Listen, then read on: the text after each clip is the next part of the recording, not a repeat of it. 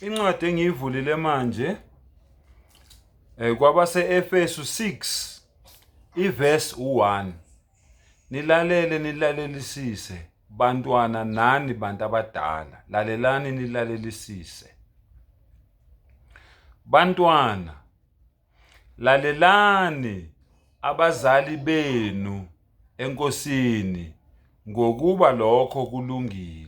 Into enhle ukulalela izeluleko nezexwayiso zomzali wakho uma uwumntwana. Yazisa uyihlo nonyoko okungumyalelo wokuqala onesithembiso, ukuze kube kuhle kuwe uhlale kade emhlabeni. Uphile eside isikhathi mntanami. Ngani? Ngoba uyalalela. Uyamazi umuntu omdala. Umzali wakho akuyena ubaba okuzalayo kuphela noma umama okuzalayo kuphela. Ugogo wakho akuyena ugogo ozala ubaba wakho noma ozala umama wakho.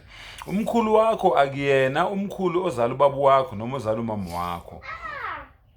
Wonke umuntu omdala kunawe unaleso sihlalo leso engikutshela sona. Wonke umuntu omdala kunawe. Makugogo ugogo wakho, makumkhulu umkhulu wakho.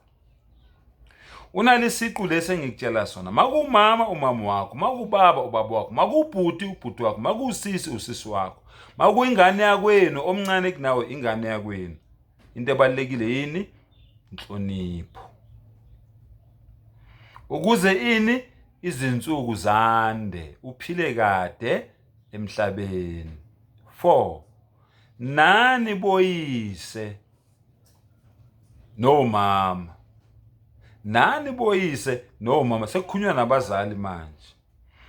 Ningabathukuthelisi abantwana benu, kodwa nibondle.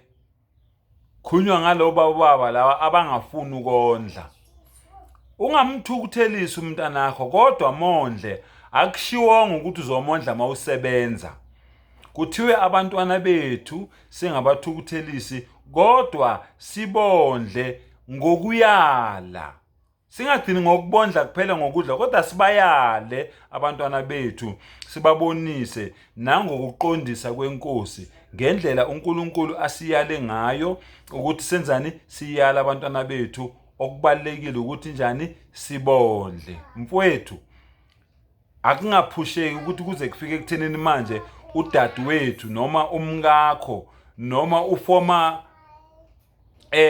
love wakho owawuthandana naye before azathatha isinqumo sokuthi ayokubophisela isondlo. Akungafiki lapho. Ingane yakho le, yondle yakho. Ingane mawuyondla usuhlala nayo phansi uyibonisa uyixwayisa, izokulalela, izokuzwa ngoba uyayondla. Yondlekile lengane, iyazi ukuthi nginjenje ngondliwa ubaba, nginjenje ngondliwa ubaba nomama.